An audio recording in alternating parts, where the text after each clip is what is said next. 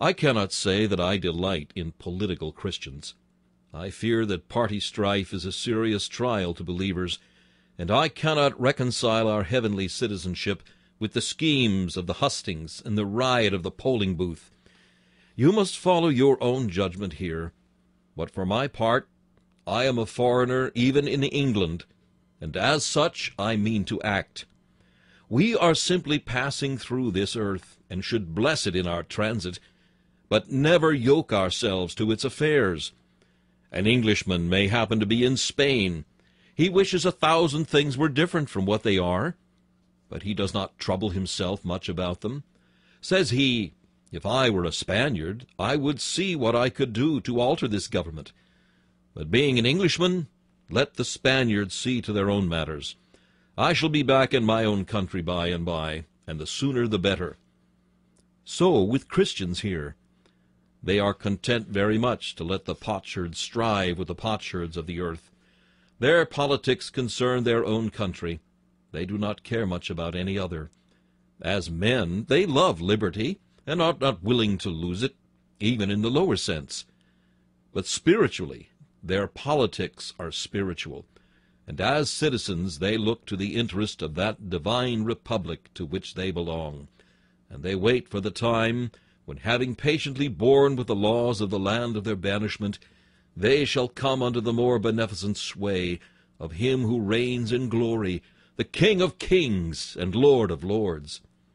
If it be possible, as much as lieth in you, live peaceably with all men, and serve your day and generation still.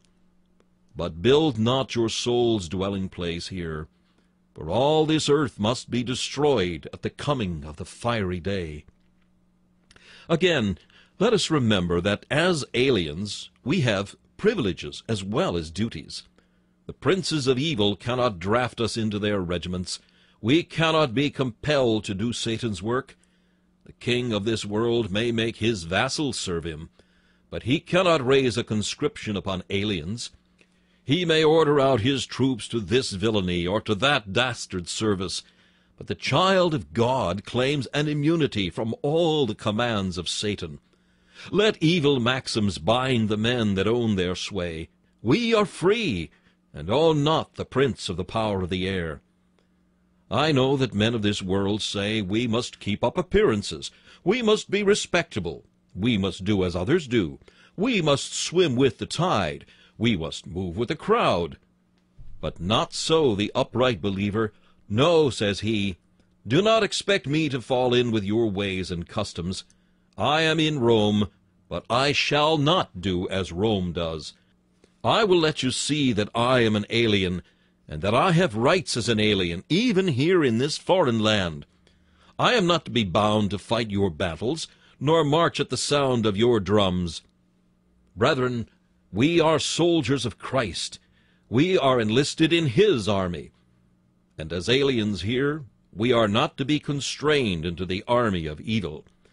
Let lords and lands have what masters they will. Let us be free, for Christ is our master still. The 70,000 whom God has reserved will not bow the knee to Baal. Be it known unto thee, O world, that we will not serve thy gods, nor worship the image which thou hast set up. Servants of God we are, and we will not be in bondage unto men.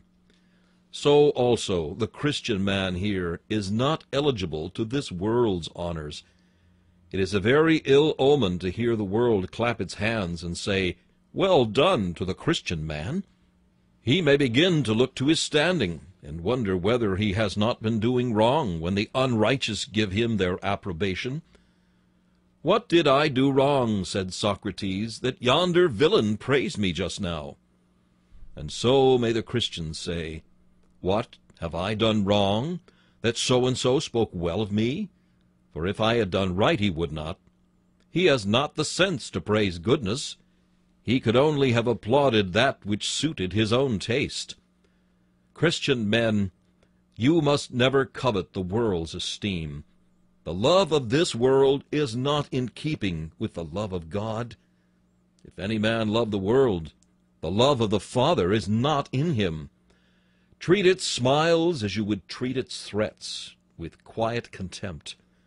Be willing rather to be sneered at than to be approved, counting the cross of Christ greater riches than all the treasures of Egypt. O harlot world, it were a sad dishonor to be thy favorite. Tire thy head and paint thy face, thou Jezebel, but thou art no friend of ours, nor will we desire thy hollow love. The men of this world were mad to raise us to their seats of honor, for we are aliens and citizens of another country. More than twice in the year shall the Christian resolve that he will not accept the smiles of this world, and will do no homage to its glory. We fear the Greeks even when they bear gifts. Like the Trojans of old, we may be beguiled with presents, even if unconquered in arms. Forswear then the grandeur and honor of this fleeting age. Say in life what a proud cardinal said in death, "Vain pomp and glory of the world, I hate ye." Pass through Vanity Fair without trading in its vanities, crying in answer to their "What will ye buy?" We buy the truth. Take up the pilgrim song and sing it always. The things eternal I pursue, and happiness beyond the view of those who basely pant for things by nature felt and seen. Their honors, wealth, and pleasures mean I neither have nor want. Nothing on earth I call my own, a stranger to the world unknown. I all their goods despise.